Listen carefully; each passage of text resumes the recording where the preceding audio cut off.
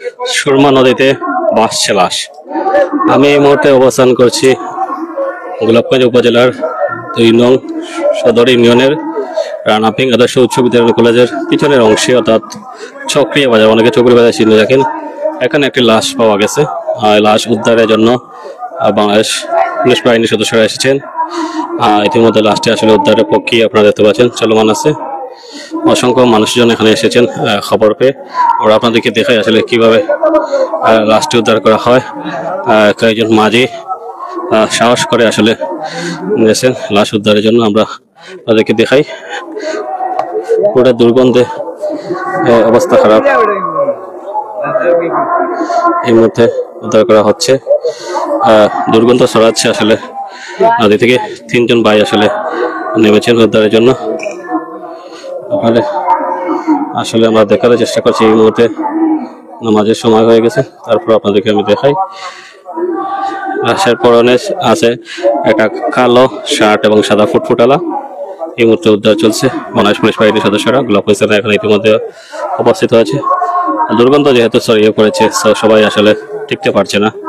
এই অবস্থা আসলে একজন মাঝি ভাই, দুজন মাঝি ভাই আসলে সাহস করে নেমে গেছেন। আমরা আসলে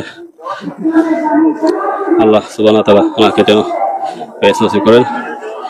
আমরা যতটুকু জানতে পেরেছি, ওনার আত্মীয়স্বজনরা ইতিমধ্যে এসেছেন আমাদের আগের লাইভ দেখার পর। ওনার বাড়ি ধারণা করা হচ্ছে উনি শাহগলি, অর্থাৎ শাগলি বাজার ওনার বাড়ি। ওনার সম্পর্কে আত্মীয়রা এসেছেন, বাকি আরো যারা আত্মীয় আছেন তারা ইতিমধ্যে আসতেছেন। আমরা আপনাদেরকে দেখাই এই মুহূর্তে চলমান প্রক্রিয়া সেটা আসলে চলছে। অতিরিক্ত দুর্গন্ধ কারণে আসলে কেউ টিকতে পারছে না আশপাশে।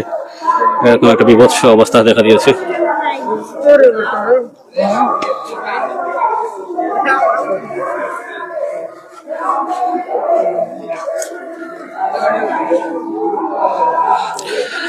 হঠাৎ আমরা জানতে পেরেছি মানে লাশটা আসলে বৃহস্পতিবার নদীতে পড়েছিল।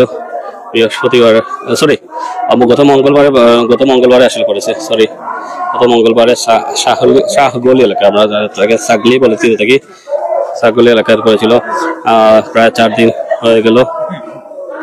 লাশটি ফুলে পেঁপে অনেকটা দুর্গন্ধ ছড়াচ্ছে। মানুষজন আসলে কাছে টিকতে পারতেছে না, এরকম অবস্থা। সো আমরা আসলে পুরো আপডেট জানানোর চেষ্টা করবো আপনাদেরকে।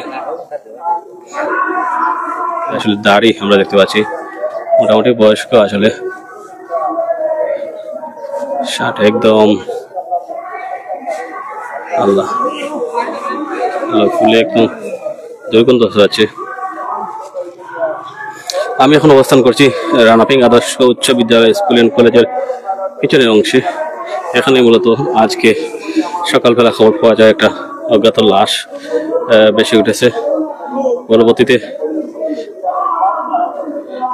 সেটাকে আসলে উদ্ধারের জন্য গোলাপগঞ্জ থানা এসেছে। এই মুহূর্তে আপনারা দেখতে পাচ্ছেন উদ্ধার কাজে নেমেছে স্থানীয়রা, 2 জন মাঝি এবং স্থানীয় 1 ভাই।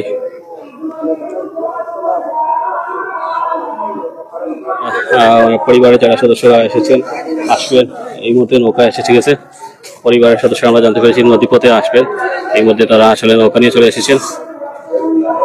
ওনারা আমরা যতটুকু জানতে পেরেছি শাহগলি এলাকায় একটা আশ্রয়ণ প্রকল্পে থাকতেন। তবে কি কারণে আসলে উনি নদীতে পড়লেন, যতক্ষণ পর্যন্ত ওনার নিকট আত্মীয়রা না আসছিলেন ততক্ষণ পর্যন্ত আসলে বলা মুশকিল।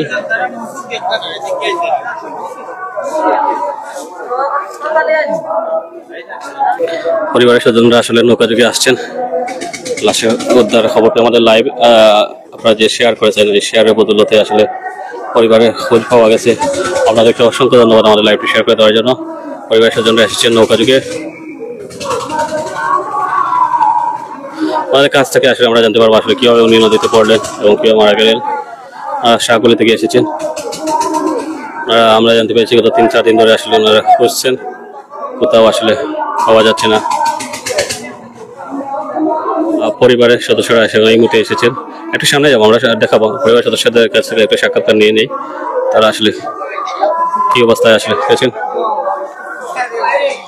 পুলিশ আসলে পরিচয় শনাক্তের জন্য নোট করছে। আসলে গত মঙ্গলবার ঠিক 12টার সময় লাকড়ি ধরা তাইছে না, লাকড়ি ধরা বাদে আর তানে খুঁজ পাওয়া আমরা খুঁজাইয়া পাইছি না। 3টা বাচ্চা লইয়া অসহায়, আপনার সাহায্য সহায়তা আপনার করতা। আপনার বাড়ি কোন জায়গাতে? আশ্রয় কেন্দ্র, কোন জায়গাতে আশ্রয় কেন্দ্র? সাগলিয়া আশ্রয় কেন্দ্র। জি, লাকড়ি ধরা লাগে, অভাবী মানুষ। জি জি জি না জি না জি না। পরিবারে বউ আছে, মেয়ে আছে, ছেলে 2টা আছে। নাম কিটা? হাসান, হুসাইন, হাবিজা। আনোয়ার হোসেন। বয়স 60-70 হইব। বনর কারবার করতা, বেকারি। জি, আসলে আমরা ওনার এক নিকটাত্মীয়ের কাছ থেকে জানতে পেলাম আসলে খুবই হতদরিদ্র মানুষ হওয়ার কারণে আসলে উনি ওনার কাছ থেকে শুনতে পারলাম নদীতে লাকড়ি ধরতে গিয়েছিলেন। আমরা যারা আসলে অনেকে সময় দেখে লাকড়িতে বেসে যায় নদীর মধ্যে, এই লাকড়ি ধরতে গিয়ে আসলে উনি নদীতে তলিয়ে যান। পুলিশ বাহিনী তাদের মতো করে কাজ চালিয়ে যাচ্ছে।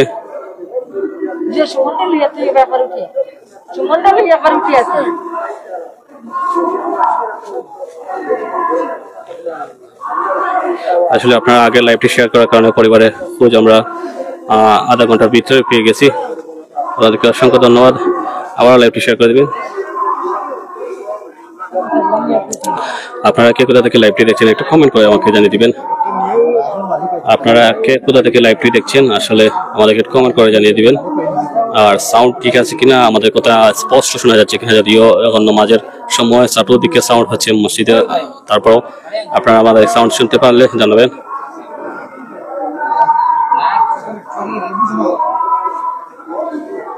একটা সামনে অংশ গিয়ে দেখাবো।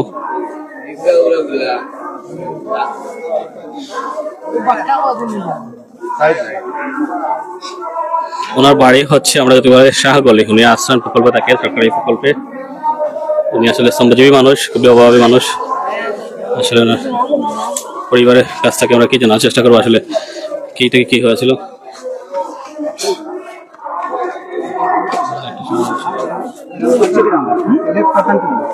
সিলেট পাঠানটিল্লা। পাঠানটিল্লা স্থায়ী ঠিকানা পাঠানটিল্লা থানা। থানা তোমার সদর। সদর সিলেট সদর। সিলেট সদর কোতালি। কোতালি কোতালি।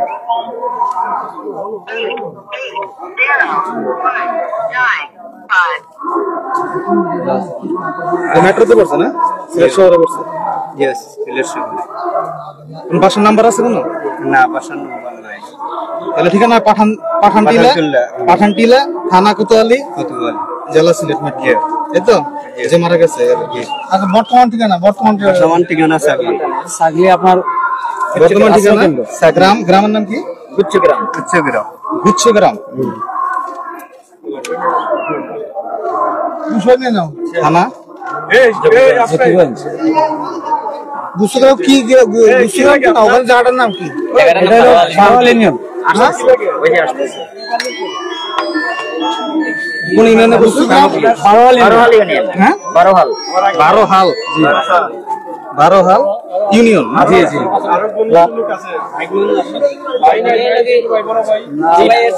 আর সাক্ষী দিবেন যারা যারা সাক্ষী দিবেন নামগুলো বলুন। আপনার? মোহাম্মদ বিল্লাল হোসেন। মোহাম্মদ বিল্লাল হোসেন।